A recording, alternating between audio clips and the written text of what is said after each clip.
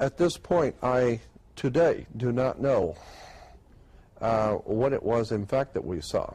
But when we got back to the hotel, the motel that night, Paul said that he, about a half hour to 45 minutes, something like that, after he fell asleep, he woke up totally awake, and something picked him up, actually picked him up and set him up in bed, involuntarily. And the moment he sat up, a light came on over his head like a little dim night light. And he looked up to see an alien's face with the typical alien's face with the bubble eyes, but it was glowing, and you could see through it. You could see the ceiling through it, as if it were a hologram of some kind. And it was glowing, looking at him, and he said it slid across the ceiling, went across the ceiling, hit the wall, and came down to where it was even with him sitting in bed. It went through the wall and disappeared. But Ivy, in my room, was laying so that she could see the door, and she said she saw the glowing on the wall, but she couldn't tell what the light was because it wasn't very bright.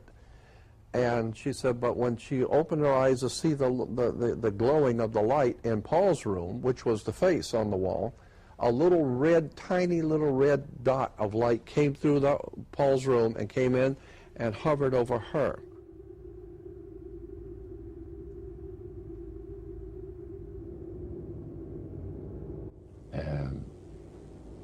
The band leader says, how long have you fellas been involved with sorcery? And he shocked us a little bit, and I said, exactly what do you mean?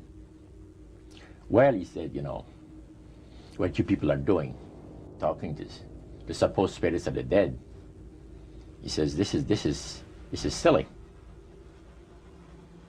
And this man had been at the seance with you. Yeah, oh yeah. And he's telling you that it's silly what you've just done. Because see, my wife, he says, goes to these seances because she gets comfort and she gets something good out of it, good feeling out of it. And she lives for what the spirits, you know, are going to see that the future is going to be like. To me, he says, I can't bother with this stuff. He says, I want power. I go right to the source of power. And he says, how do you think that I became famous the way that I am?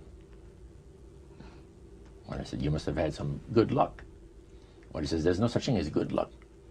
He says, there's either some power working for you somewhere, or you don't get ahead in this world. Not in my type of occupation. So it went from there. We got talking about spirit worship. Did it intrigue you? Or did it make you want to find out more about what exactly he was talking about? Yeah. So he said the supposed spirits of the dead that you're talking with are demon spirits. You're fallen angels. You're beautiful beings. Just set it out, just like that. Oh, yeah. It didn't make you uneasy when he said they were Well, just you know, it shocked you a little bit, you know, something that you first hear mentioned to you. He said, you guys have got a great future ahead of you. Because we've been told, the high priest of our society, secret society, has been told that the master has very special plans for you too. Now, what did he mean by the master? Satan. And we were interested to hear more about it. And he told us, he says, look, we worship spirits. We worship Lucifer and all his angels. They're just as beautiful as they did before they were cast out of heaven.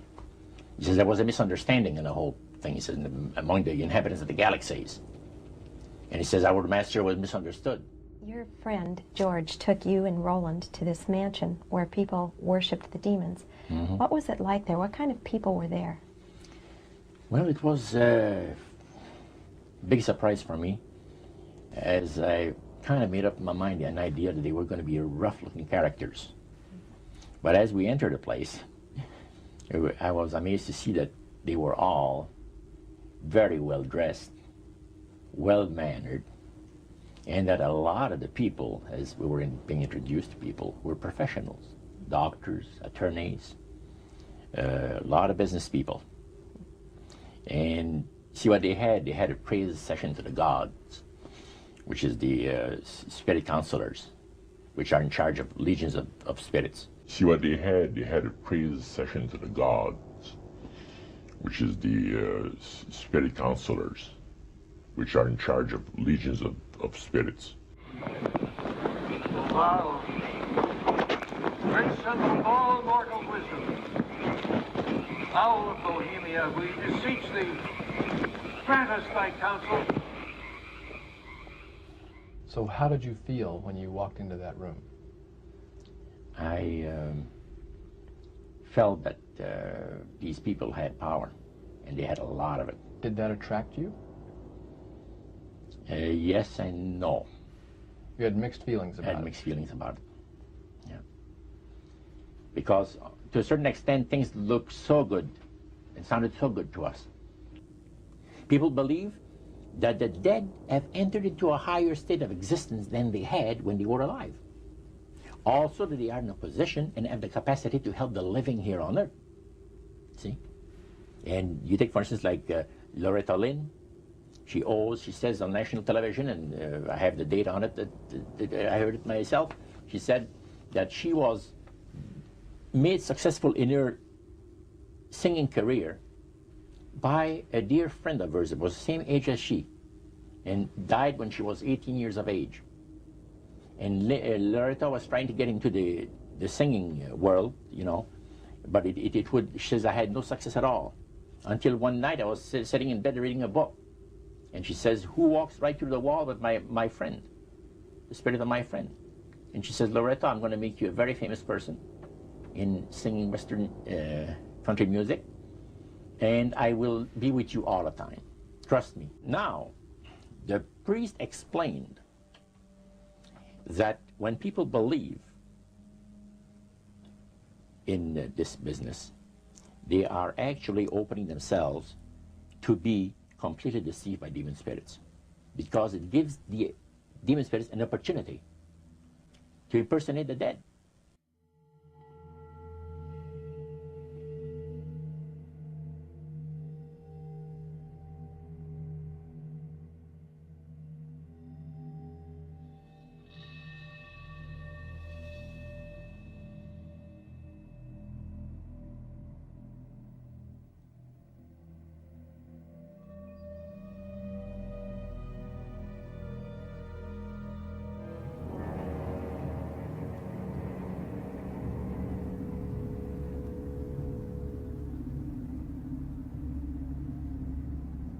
So, who are they talking to?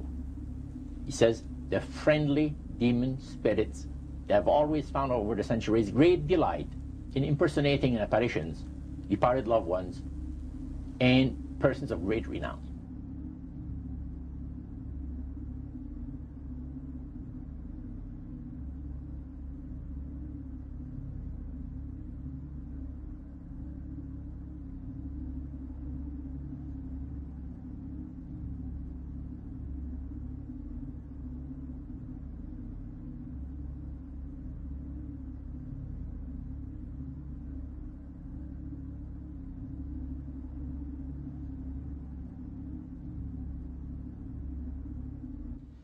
Then the medium said, we have a very special surprise tonight for you people.